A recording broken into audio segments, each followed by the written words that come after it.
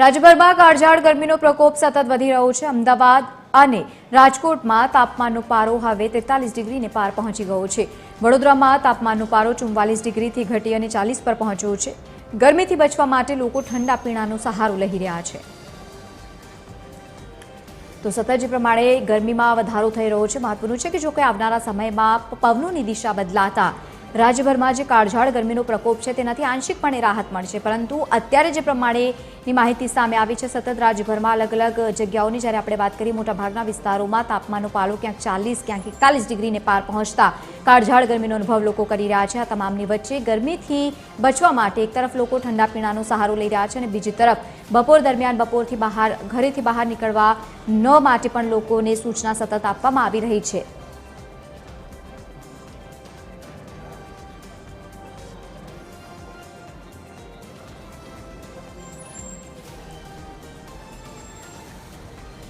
તો વધુ માહિતી સાથે આપણી સાથે વડોદરાથી એસોસિએટ એડિટર અમિત જોડાયા છે અને બીજી તરફ રાજકોટથી સંવાદદાતા રવિ મોટવાણી જોડાયા છે। સૌથી પહેલા અમિત, કેવો માહોલ છે?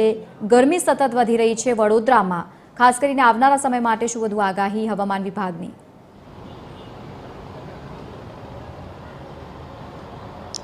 જો વડોદરામાં ગરમીથી આજે થોડી રાહત છે, એટલા માટે કારણ કે પવન ચાલી રહ્યો છે। મારી પાછળના આ વૃક્ષના દ્રશ્યો પણ આપ જોઈ શકો છો તેમાં, કારણ કે છેલ્લા ઘણા દિવસથી ભારે ગરમી, આકરી ગરમી વડોદરામાં પડી રહી હતી, પરંતુ ગઈકાલથી વડોદરામાં પવનને કારણે ગરમીમાં લોકોને આંશિક રાહત થઈ છે।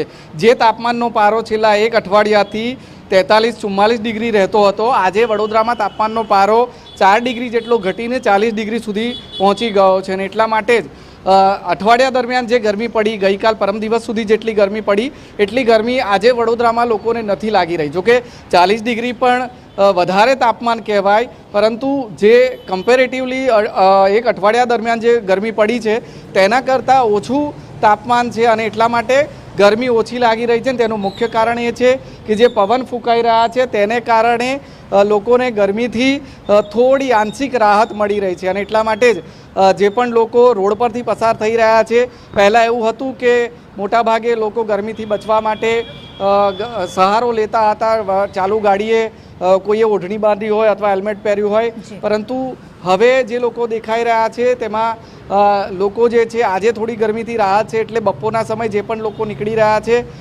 તેઓ ખુલ્લામાં જ નીકળી રહ્યા છે। એટલે વડોદરામાં તાપમાનનો પારો થોડો ઘટ્યો છે, એટલે વડોદરાવાસીઓને થોડી રાહત થઈ છે।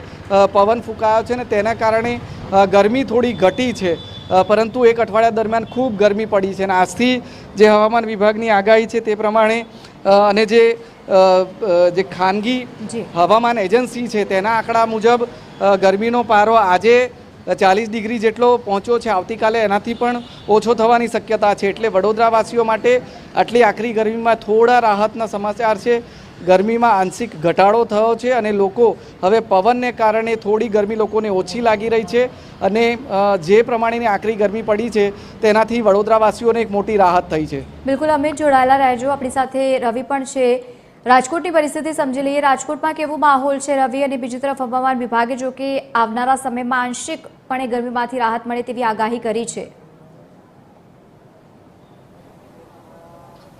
જી લવલીન, જરૂરથી જણાવી દો, જે રીતના હવામાન વિભાગે આગામી દિવસોમાં ગરમીમાં થોડી રાહત થશે, પરંતુ આજની વાત કરવામાં આવે તો આજે રાજકોટમાં 43 ડિગ્રી તાપમાન છે અને લોકો ગરમીથી ત્રાહીમામ મુકાઈ ગયા છે। તેથી હવે લોકો ઠંડા પીણા જે સતત બપોરના સમયે પીતા જોવા મળે છે। આપણે એક ઠંડા પીણાની વેપારી સાથે જ વાત કરવાનો પ્રયાસ કરીશું।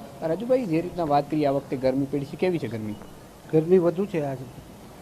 ઠંડા પીણા બપોર વચ્ચે ચાલે, સાંજે બપોર પછી થોડીક ગરમીના હિસાબે થોડુંક ઓછું। કયું ઠંડુ પીણું વધારે? સોડા, શરબત, લચ્છી, અત્યારે લીંબુ શરબત, સોડા, લચ્છી। કેટલા વર્ષોથી આ વ્યવસાય સાથે જોડાયા છે? આવી ગરમી કોઈ દી જોઈ છે? ના, આ એમ માનો ને કે 20-25 વર્ષથી પછી આટલા વર્ષમાં મેં પહેલી વખત જોઈ છે। વધારે શું લોકો પીતા હોય છે? સોડા, શરબત, લચ્છી।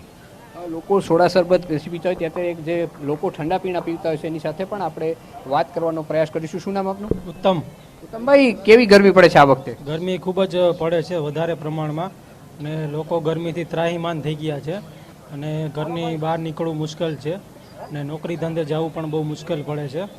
આ વખતે જે ગરમી પડી તો માર્કેટિંગના વ્યવસાય સાથે જોડો બપોરના સમય નીકળવું તો કેટલી મુશ્કેલી પડે છે? બહુ જ મુશ્કેલી પડે છે, કામ કરવામાં ઘણી તકલીફ પડે છે, માર્કેટિંગ લાઇનમાં બપોર વચારે બહુ તકલીફ પડે છે.